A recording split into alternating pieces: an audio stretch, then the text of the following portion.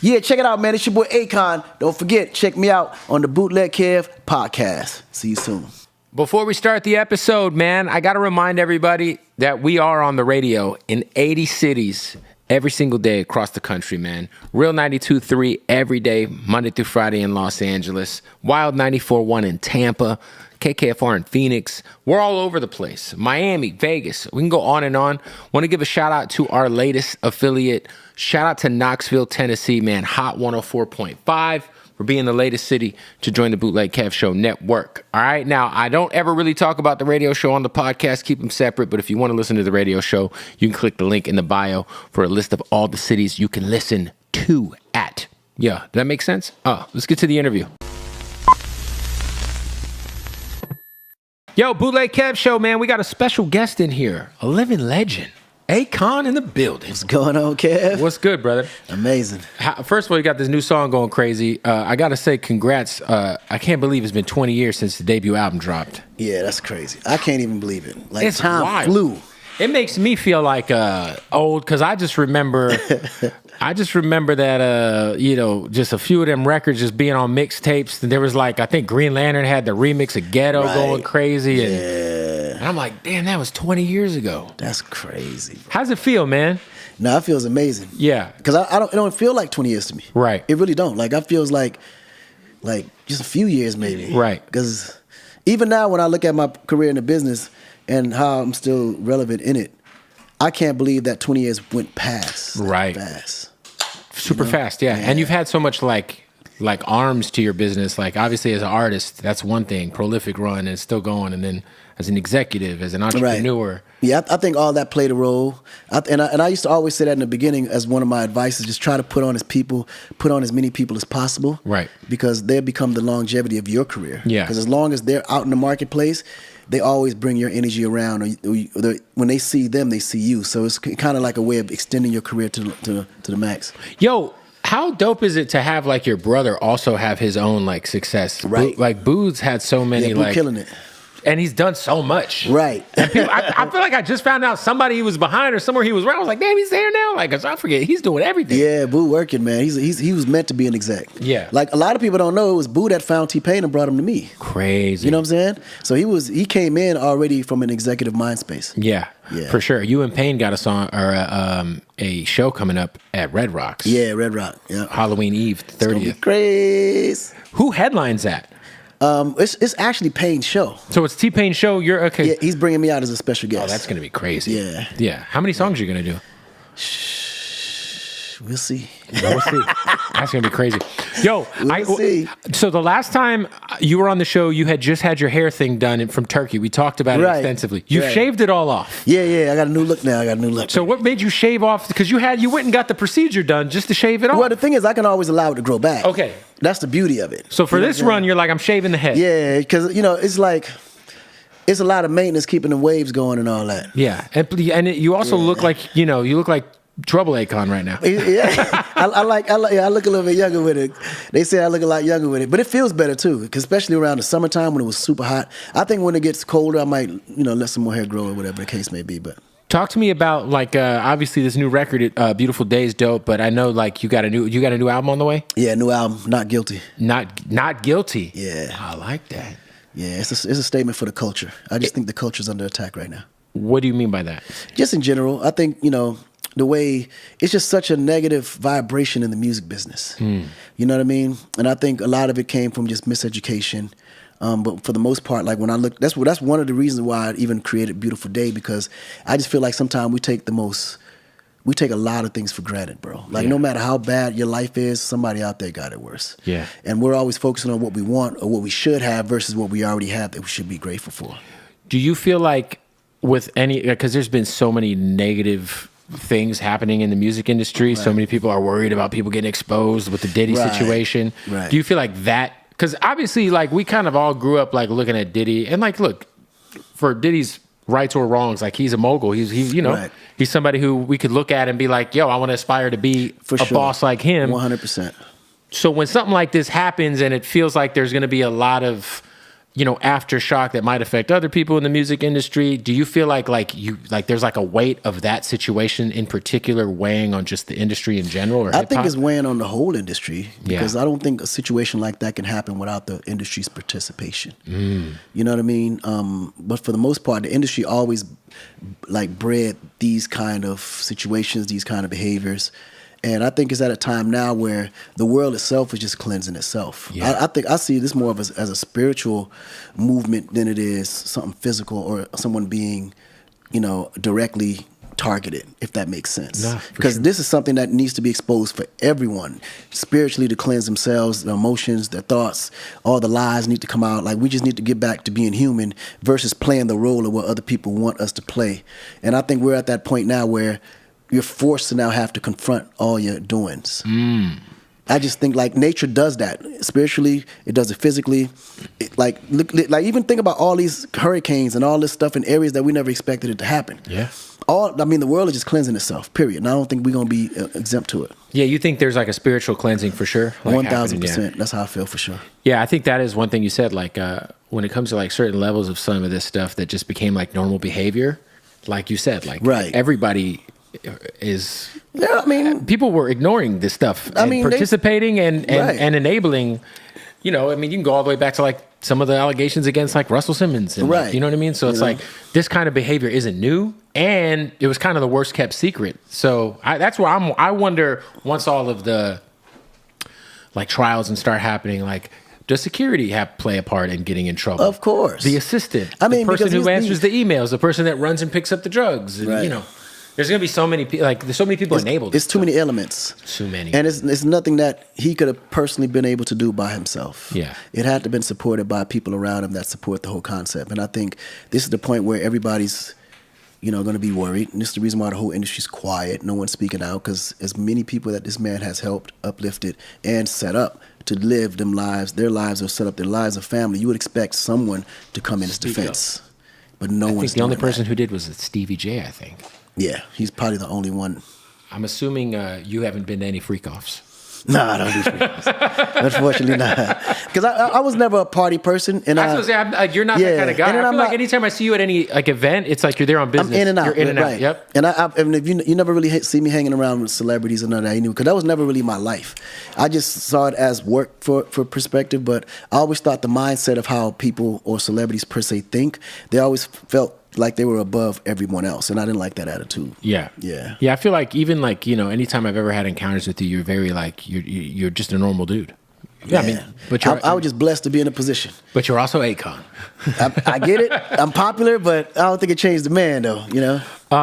Yo, talk to me about because obviously you have a lot of entrepreneurial stuff. I just opened a pizza restaurant here in Burbank, and I heard me too. I heard you just opened one in Jacksonville, Goodfellas. right? Yeah, I got 3 in Atlanta and 1 in Jacksonville that we just opened up, and we're gonna spread out to the West Coast as well too. How's the pizza game? We should do a collab. We should, man. Yeah, that would my be dope. spot's like right here on the corner. Oh, is it? It's right. Yeah, it's right here in Burbank. That would be hard. Yeah, that would be dope. How's the pizza game been for you? Like, man, amazing. Yeah, like bro, like it takes. I mean, literally, it only costs 8 cents to make. Yeah, pizza is got the highest. It's got the highest grossing margin. Food. Yeah, it's the highest margin for any food in the world. It's like, but then it's so good, and it's a snack. It's also could be a meal. It'll never go out of style. It's affordable. It'll never go out of style. Yeah. It's like the best business to go into if you're talking about food. So you got 3 of them. Yeah, 4 now. 4 Jacksonville now. makes Wow. 4. Shout out to Jacksonville, man. That's dope. Yeah, man. the goal is to get 20 by the end of 2026. Akon and the pizza game. Do you have any other franchises or anything you're a part of that you have?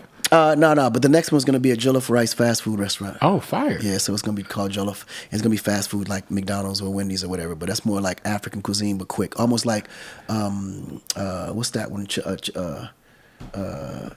Chipotle. Yeah, no, that is interesting because there hasn't been any. I feel like we don't have a lot of exposure on a commercial level to African food. Yeah.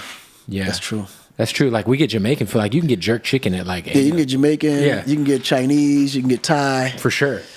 Yo, what for you, man? Like, talk to me just about like your how do you feel about where we are musically right now? Because I feel like we've had like a interesting year because I feel like the Kendrick Drake thing kind of took over this year in terms of hip hop at least. Right. And at least for me, as like a fan, I appreciated the fact people were like caring about bars again. You know what I mean? So there was that was the positivity. That was the positive. It brought hip hop back to its essence. It did. It also created like the civil war of hip hop. Right. But I honestly, believe it or not, as much as I love the idea that happened, I wish it would have ended on a shaking hands, bygones be bygones, let them continue. Because that's the one thing about the hip hop industry. Like when you look at the LL and Kool Mo D beef all the way back in the day, those boys, after all of that, they came back and set an example. Like, this friendly competition, you know, they both went at it, you know who won, this is what it is, and they kept moving on with their careers. And I think sometimes with this generation, we take things so emotionally personal to the point where it goes beyond the competition on wax that it can easily like kind of easily spill over into some real live, you know, beef. And I just think that we got to we have to change that tone of it. Yeah, I think too, like with this like new landscape of fans and the internet. Right. Like now fans are emboldened. They're trying to expose artists. Yeah, it's a lot. Dropping locations. Oh, like, my goodness. It's that crazy. Man, listen, the vibration of what music is just, it's so negative right now. You know what I mean? And I think a lot of it, honestly, I would kind of give my generation, I would say we're partly responsible for that too.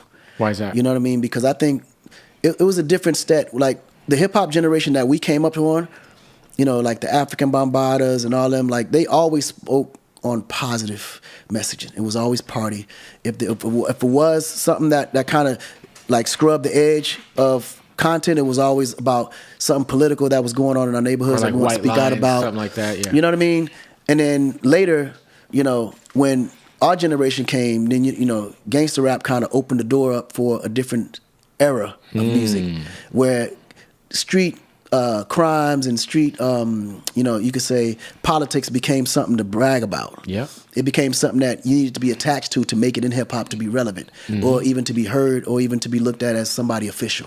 So then what happened was this new generation took that and really felt like they can glorify being gangster or glorify getting shot versus shooting to the point where you can't be a rapper unless you got, or you like you've been locked up or you've been shot or you done shot at. Yeah.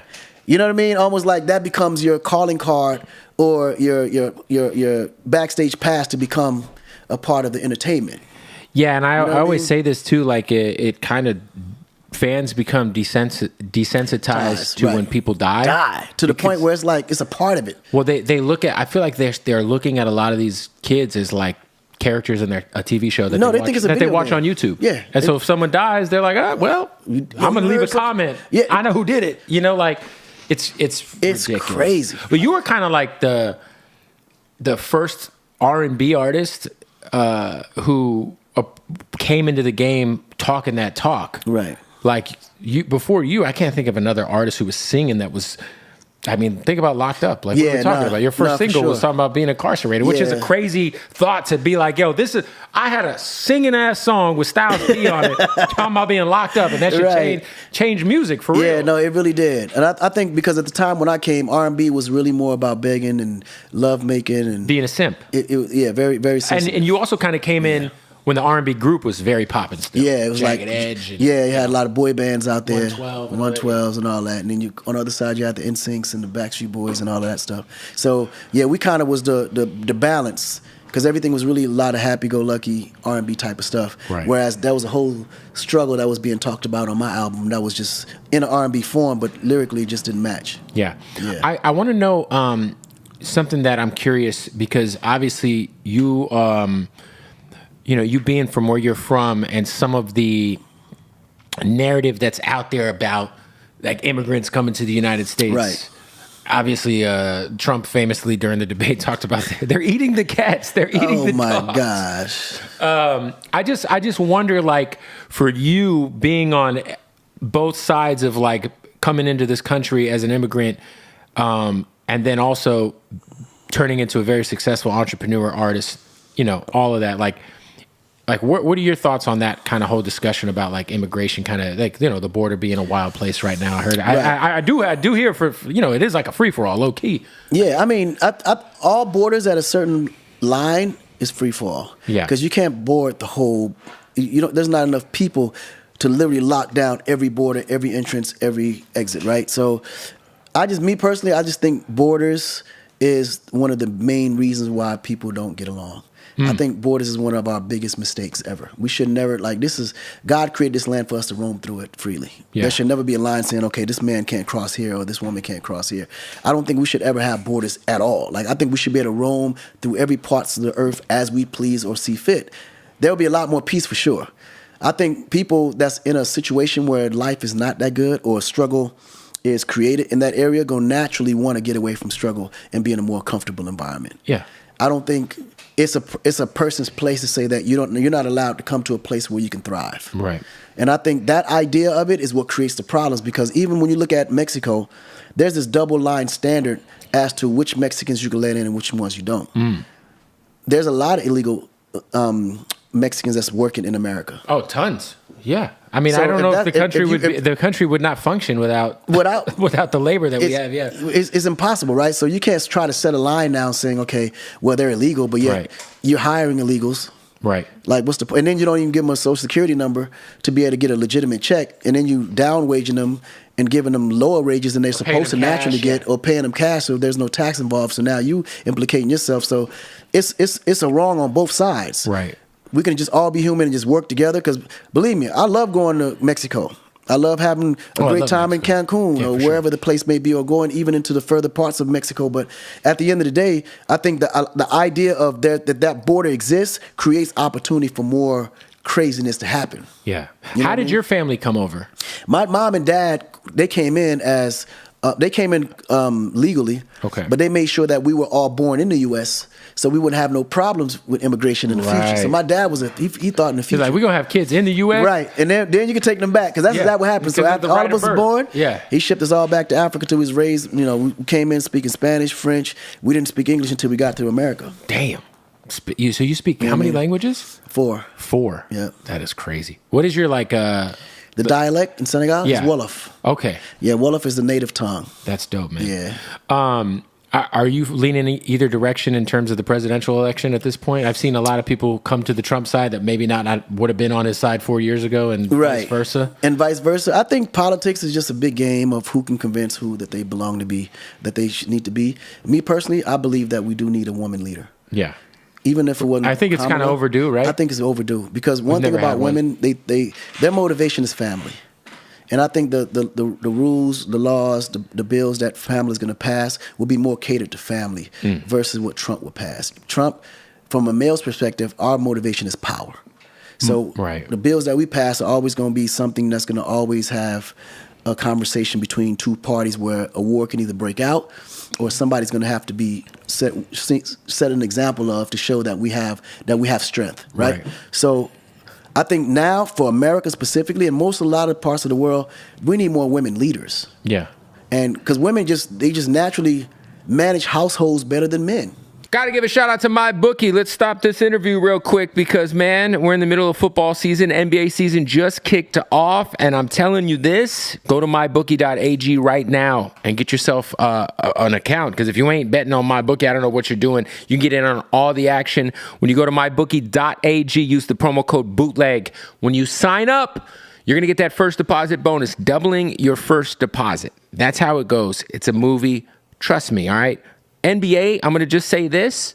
If I'm going to bet MVP this year, I like the odds on Kevin Durant right now. I do. I also like the fact that my Phoenix Suns are having a nice start to the season. NFL season's still rumbling, all right? Playoffs are kind of starting to shape up. We're about halfway through the season. You can bet baseball. You can bet football. You can bet NBA. You can bet college football. You can do it all. Plus, they got the live casino blackjack, roulette. They got the slots, all of it. MyBookie.ag, promo code BOOTLEG when you sign up for that new account. Also, speaking of signing up, why don't we sign up for some Blue Chew? A lot of people keep asking me, does Blue Chew work? Of course it does. It does work, yes. Is the country divided? Yeah, and Blue Chew works. Two things we can definitely say are the truth. And I'll say this, though, man. Everybody in this country can agree that Blue Chew will make your dick a lot harder. So what I need y'all to do is go to BlueChew.com right now, use the promo code BOOTLEG, and find out for yourself, because you're going to get a month's supply for free. Now, what is Blue Chew? Same active ingredient as Cialis and Viagra, but it's all in a nice chewable form, and it's delivered right to your door discreetly. And the best part about Blue Chew, my favorite part about Blue Chew, is you don't have to go to the doctor. You just do it all online. It's all online. You don't have any awkward doctor's visits. So if you're dealing with erectile dysfunction, maybe you need a little extra pep in your step, you want to make sure your dick is dicking as much as it can be dicking. Maybe, you know, bruh, ain't nothing like that Blue Chew boner in the morning. Let me just say, look, go to BlueChew.com, promo code BOOTLEG, and get a month's supply for free, just $5 shipping. Let's get back to the interview.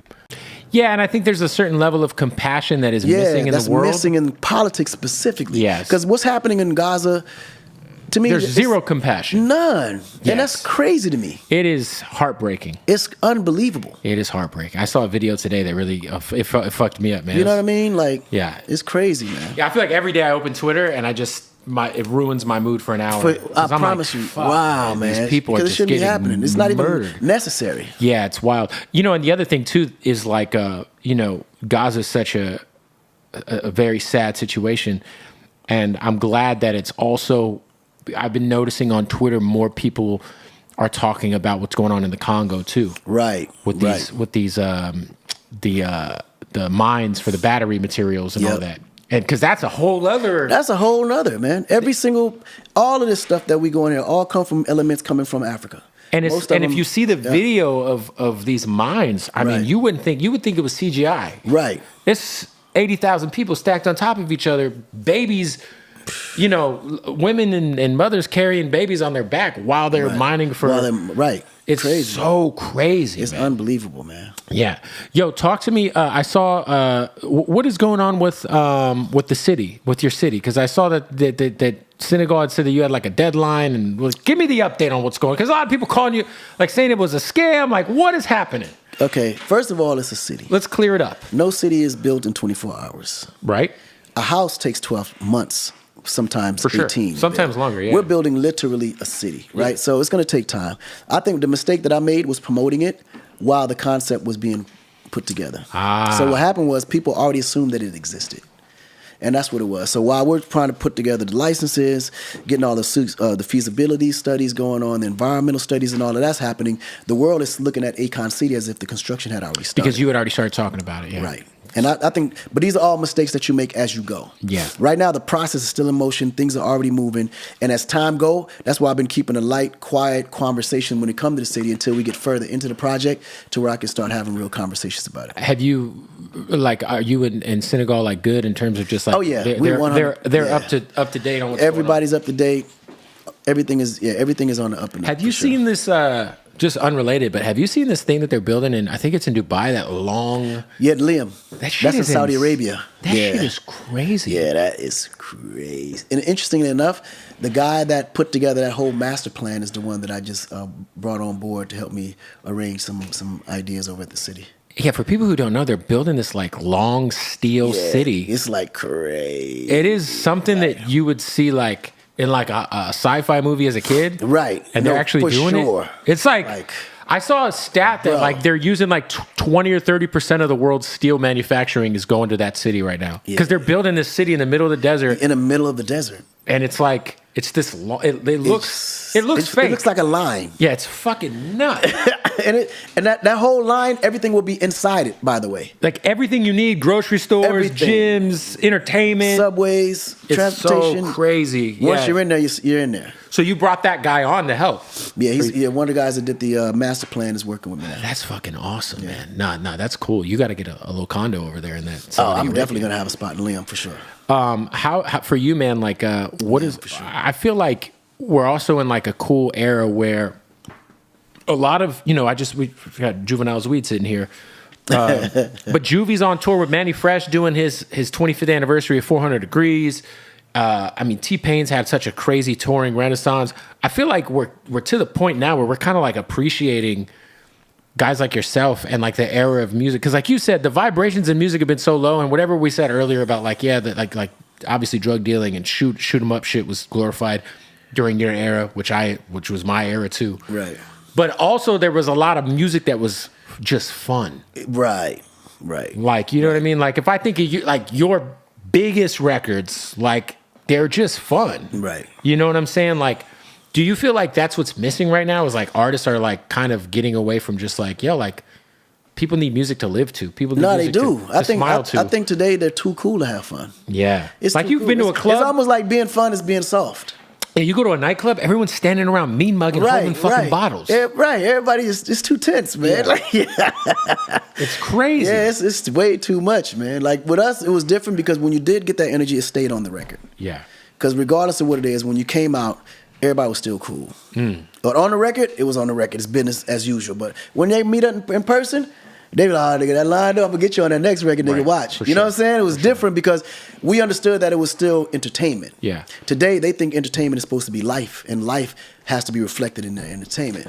Yeah. And that's where it gets dangerous. I'm curious now that, like, we've had this, like 50 Cent has been prolific with the television shows. Right. BMF's a big show, and now Big Meech is out. So I'm really curious what's going to happen with Meech because he could, like, have the #1 podcast in hip hop if he did a podcast tomorrow or did that there's a very successful Stars show about his life and now he's free. But Meech is probably the smartest dudes I've ever met, man. And not only that, but he's already got a plan on what he's going to do when he get out. Right. I promise you. And because he's in a halfway house, right? He's out right now. Yeah, he's out in Florida. So you've met Meech before? Oh yeah. You know, cool guy. My family really cool. Yeah. Did you go into these crazy parties where they had like tigers and shit and wild animals? We used to go to all those parties for sure. What's the craziest thing you've seen at a beach party in terms of like just extravagant animals? Yeah, because it's like this a hood nigga. Like nigga, what the hell you doing with tigers and shit? Like you know what I'm saying? Like what? Who's babysitting you these going things? There, bro? He was a visionary though, and I think that plays to his advantage because he thinks beyond the average person because he knows that whatever it is in your mind that you think you can actually make it happen, you just got to work towards it and find the money to get it done. Yeah, you know. Recently, you were a part of. Vitaly's been doing these stings on child predators. Yeah, and I would say the most viral one he did was when they arrested a child predator, and you're standing there singing "Locked Up" to this guy. It was hilarious. Tell me about that situation, because obviously, I'm sure did he bag you out to do that? Because I mean, he was getting everyone and their mom on that street. Yeah, he was already getting everybody on it. I just feel like everybody approached it in such in a negative way, really, right? But at the time, I was promoting my 20th anniversary of Trouble. Yeah, and I feel like this would be a perfect opportunity to do that, while at the same time utilizing those kind of platforms and find different ways to market and promote. And lo and behold, Wack 100. Shout out to Wack. That's my brother, man. Big shouts to Wack. Wack called me. Was like, yo, Con, hey man, I got Vitaly, man. He wants to do this thing with you with the Predators. I said, what you mean?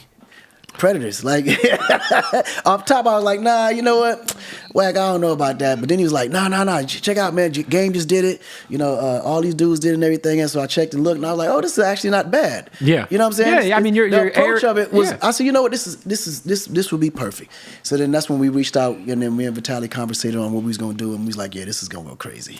So my thing is like, you know, I always say, because a lot of people have been like critical of him for doing it the way he is doing it, but I'm like, who cares? Yeah, who cares? I think those people, even if they never get arrested, the fact that they're publicly out there and shamed, yes, that's enough. Like, yo, great, because I hope your life is ruined. But you know what was crazy? Like, even the one that we did, the episode we did, I'm looking at this dude, I'm like, he's not even all the way there mentally. He's not, like, you could tell he's not.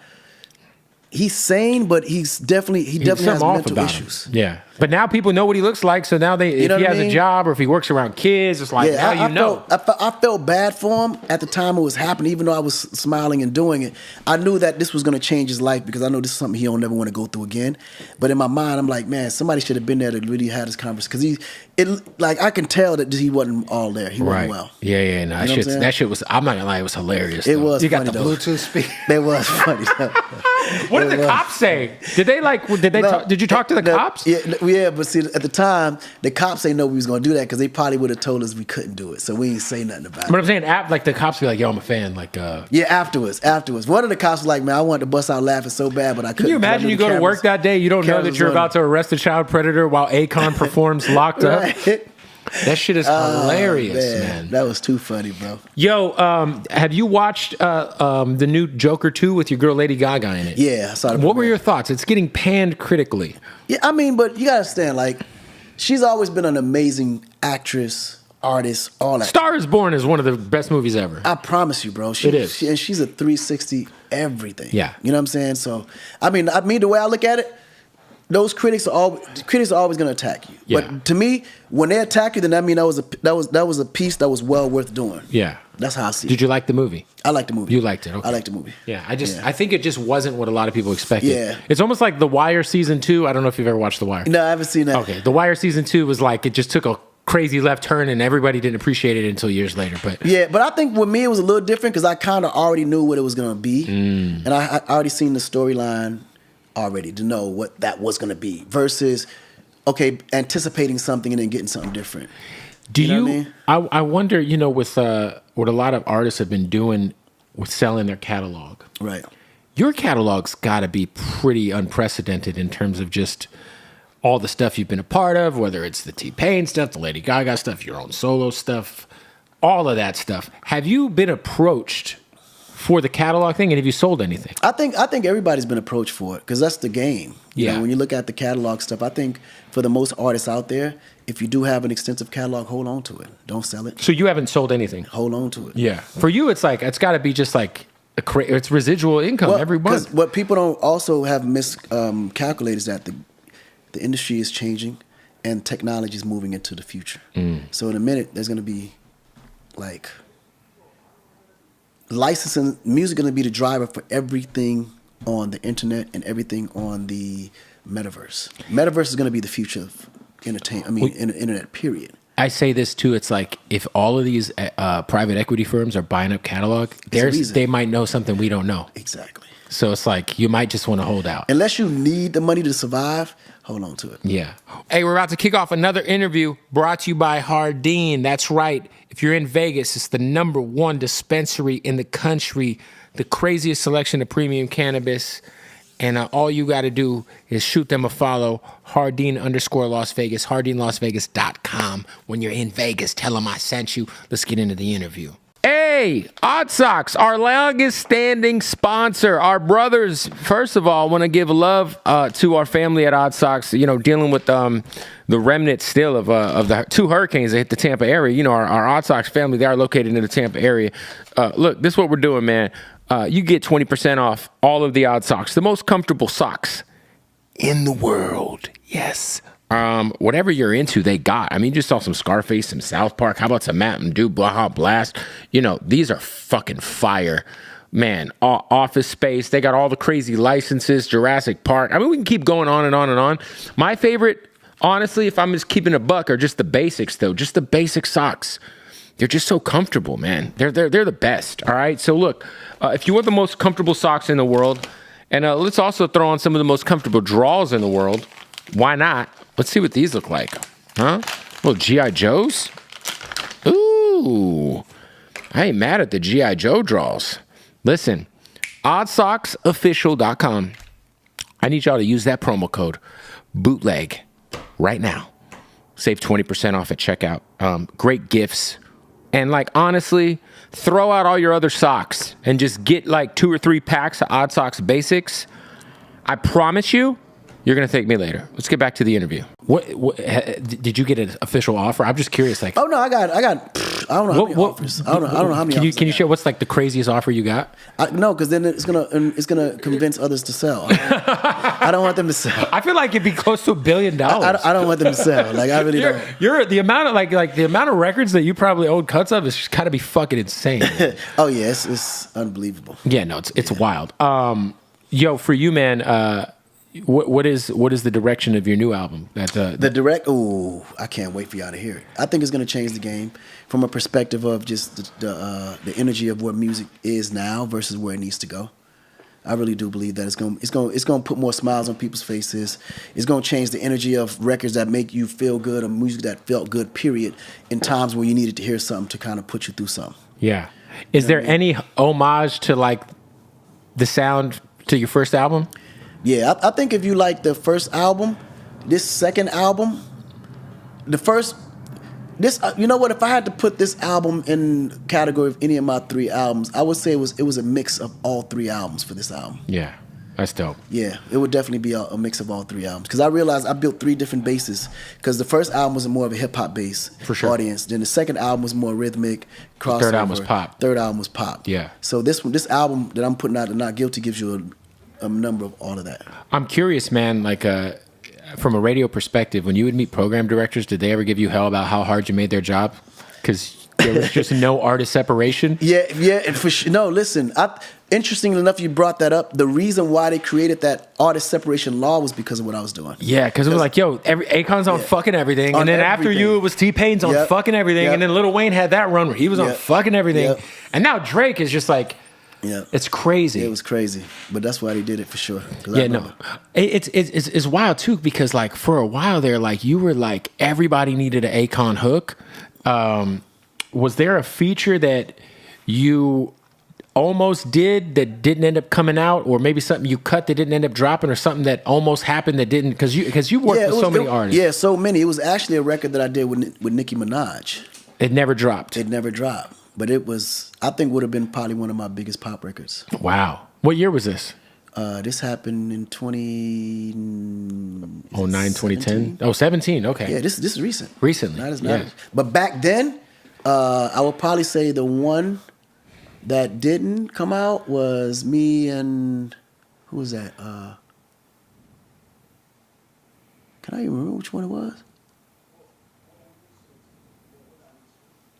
Ooh. Well, the one that didn't come out, but then eventually came out after, was the one with Michael Jackson. Because that was supposed to come out while he was alive. But then it was a lot of complication on the release between Universal and Sony on the negotiations of it. And then when Mike passed, the song went to his estate. And then 2 years later, they ended up putting it out. Did you end up having any conversations with Mike when he was alive? Oh yeah, he was my road dog for like 2 years before he passed. Oh, that's crazy. We was doing a lot of work together, and then we was also doing a lot of new music that was supposed to drop for his tour that he was doing in the UK. What was something like just being around Michael Jackson? Obviously, there's so many misconceptions about him. Yeah, too many. I feel like a lot of people also didn't really know him. They didn't know him at all. What would you say your experience being with him? Mike was just, man. I think I wish the world would have got to see and know him the way I did. Because and then I also realized why he was probably the biggest artist on the planet. His heart drove everything that he did. His focus was always on kids and how he can mentally put them in a position to conquer anything, and also physically put them in environments to be able to conquer whatever those dreams were. Because he was one of those kind of kids that didn't have a childhood. Yeah. Because he grew up as a child star.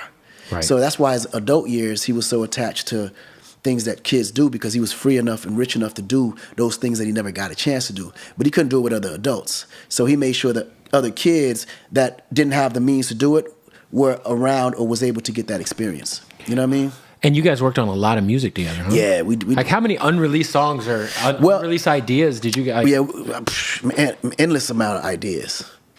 Endless amount of ideas. I wish I could chop them things up and put them out today, but unfortunately, like where did or like does the state have them? Is it on? Yeah, well, I got them, but I could never put them out because I don't think the state would ever approve. Everything sounds good though.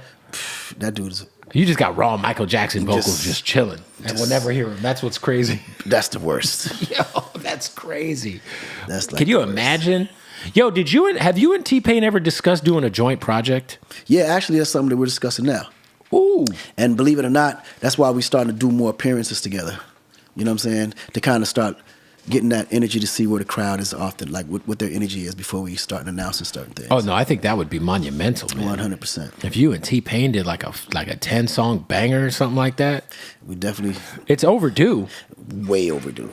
But it's better that we can do it now that we're both independent. Yeah, I think like it's... Because now we can do it the way we want to do it. 100%, without all the red tape and all that bullshit. Right. It's crazy for people who don't know, like T-Pain, he said that like he really took a gamble signing with you. No, he did. But I don't think it was a gamble.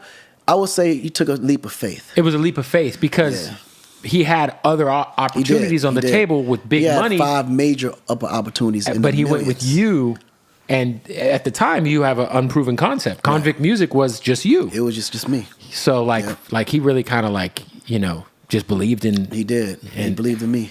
And then, the world has changed in music forever. You know Because all I could offer him at that time was a career. Yeah. I couldn't give him the upfront money that he was looking for, but I knew one thing: rocking with me, I'm gonna make sure that you can be able to feed your family forever. Yo, and it worked out. It worked out for sure. It did work out. Yo, was there anybody who you almost signed to Convict Music, but it just didn't end up happening? Young Thug. Really? Yeah, we had his first record, Stoner. That was on Convict? That was on Convict. Stoner was on Convict? Yeah, we pushed that one. So it was a single deal that was supposed to go into an actual full album artist deal. But when that record blew up, of course, everybody came in everywhere else, and that's how that one ended up going. Wow, I did not know Stoner was on Convict Music because I lived in Tampa when that dropped. We worked that record. That shit was huge. That's how I met OG Boo Dirty, actually. Wow. I met OG Boo Dirty as we was doing all the promo stuff for Thug. And did you guys at least, obviously, despite him not staying with you, did you guys keep a good relationship? Oh yeah, no, it was. I mean, I know business. Yeah, but and the decisions he made actually worked out for him because he had an amazing career. For sure. Yeah, I mean, his situation, I think, is. I was just talking with Jelly Roll, my boy Jelly Roll, right, and he was saying if he gets artist Jelly Roll, yeah, he's so dope. He's amazing. Yeah, he's dope. He just got the #1 album in the country right now. I love Jelly Roll. Yeah, he's incredible. But we were talking. I was on the road with him a few days last week. Oh, that's dope. And we were talking about the Thug situation, and he was like, "Man, if he gets out, he better sue the fuck out of." Because it's been the longest trial. There's been so much malpractice, it would seem, with the prosecutor and Fannie Willis and all. I'm like, yo, Thug's, he might have a civil suit on his hands if he ends up getting exonerated. It's gonna be interesting to see where that goes for sure. Yeah, it's gonna be. It's definitely gonna be interesting, man. For you, brother, is like what's next for you outside of all like the Akon City, the new music? Or are you gonna do a book, or are you gonna do a podcast, or what are you interested in doing? We're doing all of it. We got Convict Media coming, where it's gonna be a list. I actually just acquired what used to be what's called Lit Radio now, but before then it was Dash Radio. Yeah. Which was, so... Wait, now, Dash that was Ski's thing. Yeah. That was DJ Ski. There's a company out of Australia that bought it. Okay. And then we acquired into that company, and now we named it Lit. So Lit Radio. Yeah, Lit Radio. So it's not only just going to be podcasts, but it's going to be streaming and everything else like that. Yeah, and I think Dash, at least from what I remember, it was available in like Ford. Was it Ford vehicles? It was. So you're part owner of that now? Yeah. Wow. Yeah, we took the whole platform over. Oh, that's big, man. Yeah. I always wondered, like, DJ Ski, that dude right there, like... super smart. Bro, and he's always finding people to give him money. Listen, he's the perfect... Yeah, when I tell you Ski, I don't know, he pulls it out of a hat every time. Every time. Because, like, Dash has been around... I always just was, like, thinking, like... I'm a radio guy. Right. So I always was just like, how do they make money? Right. But like, it just keeps getting bigger. You get the studio in Hollywood at the Dream Hotel. I'm like, where are they getting all this money? Like, right. Now, Ski is he's like a master networker. He knows how to find, but he's a great pitcher too. Yeah. And he knows how to present it to where you see the value. The vision, yeah. I'm curious, man, like you've been on so many different sides of the music industry. It feels like there's some sort of energy where at least I feel like artists need to try to start figuring out a way to push off of these DSPs a little and go back to going direct to consumer, whether it's dropping vinyls, whether it's dropping, merch. I don't know have you heard of LaRussell? The kid LaRussell he's out in the Bay, he's doing like super independent. He's doing these concerts in his backyard. Wow. And you have to pay, like you pay what you want to go to the show. So he's got some people paying $10,000 to come see him live and some people paying $10, That's so dope. But I wonder, where do you kind of forecast the industry going?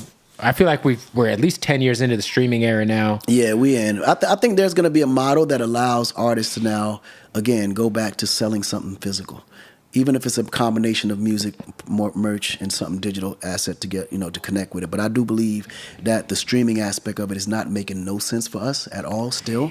It's just to tough. The point where there's going to be a model that comes in that knocks that out unless the streamers come and start actually paying something fairly. Yeah, because Spotify pays you $3,800, you get 1 million streams. Like it doesn't make that's crazy. 1 million people listen to this, or 1 million times, and you're only getting $4,000. Like, that's crazy. Yeah, I think it's just I think there has to be like some, like, do you feel like major labels are even like like, would you rather be independent at this point, or like if let's say you're Akon 20 years ago coming into the game, you got a buzz going, you got a mixtape buzz going. Do you feel like a label is necessary still? No, not for me, for sure. I mean, that's why I'm independent now. But I'm talking about even if you're like a new artist. Like obviously you're fucking Akon, so you're rich. You could self-fund. Right. As a newer artist, I think depending on what it is they're doing, right? If you're more of a novelty artist, you underground, you're trying to build a swell to where you're not looking for this big major career, definitely go independent. Yeah. But if you're doing things like top 40 pop music, you kind of need the machine. Survive. You're not going to survive in an independent era. Yeah. I always say if you're a pop artist and that's the goal, pop, you kind of need the machine. Yeah, you need the machine. But you can build your cult following. Unless you got someone like DJ Ski that's going to raise the money for you. Yeah. Or you have like a dope, like creative, like partnership with a distribution company that still lets you keep your masters. They'll give you an advance, and like there's some sort of like hybrid deal of the two, like an Empire or something. Empire's actually been a good model for the revenue model for independent artists. I think they've done a really, really good job. Yeah, they got Shabuzi. Yeah, the biggest song on Billboard this year is technically Shabuzi owns all that. He owns the masters of that record. They've done a really, really good job. Because I think when you look at how Empire did it, they took up a major position and they actually start spending the money that's necessary. Mm-hmm. You know what I'm saying? So I think from a perspective of independent, it's really about the purse, just having the funding to do it. But then you got to be connected to people that know who is the shakers and bakers of the business. Yeah, I feel like, we see this so much. I always tell artists, like, you could have all the money in the world. If you don't know where to spend it, then you're fucked. It don't make sense. Because how many people have we seen who got the dope boy behind them dropping stupid money? Athletes. Athletes. Oh, my goodness. Every athlete got a label, and they just throwing money out the window. And it's never worked. It's never worked. I don't know the only one that's ever worked was Shaq. And I'm not even talking about that, because he was rapping. He was on a major. I mean, he had platinum. He had a platinum record. He's the only, Can't See the Rain. He's the only one. But I'm talking about Carmelo Anthony had a label. Amari Stoudemire had a label. No, all of them got Kevin Durant had a label. Yeah, even the ones you don't know got labels. And no one gives a fuck. Right. Because they just think because they got money, it's like, bro, that's not. You got to know where to spend it. You got to You got to be smart. Like money, like money's one thing, but knowing what to do with it is the other. Otherwise, you're just a tax write-off. Absolutely. Yeah. How? By the way, I'm curious. When you're like the level of wealthy that you are, do you have like any tax loophole, like a tidbits you could share with the people? Like anything? Me, I just pay my taxes, bro. Anything you could like write off that people don't think about? Like listen. The best and the smartest advice I can give you, just follow all the rules to the T. You can never, listen, this is the part that I don't understand about people trying to evade taxes. It don't make sense, first of all. Because what happens is, you got money sitting in a bank or in a trust fund, or it just sits there anyway. Right. It's like, it literally just, you can't spend all that money in a lifetime. So what is the point, right? So my thing is, spend as much of it as possible that you can write off so you can get a portion of that back. Yes. It's literally that simple. It's that easy. I would say, like, if you know you got a big tax bill coming up, right? What are some just things? Start spending. What are some things you can invest in? Boom.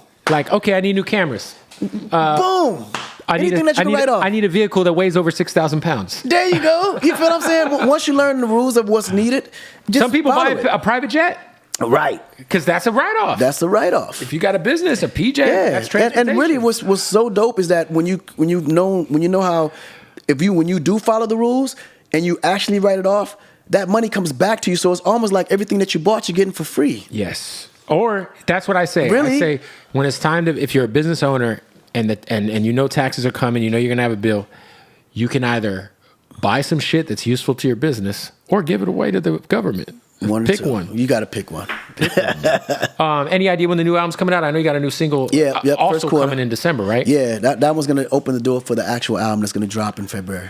Fully independent. Fully independent. I love it, Convict man. culture. I love it. What's going on with Colby O'Donis? Random question. Yeah, you know what? This is the fourth person that asked me about him. He's actually going to be performing at my show in a couple of days, and we're tell him to leave his weird ass dad alone. Like I met him at a high school mix tour once when I was an intern, and Colby O'Donis' dad creeped me the fuck out.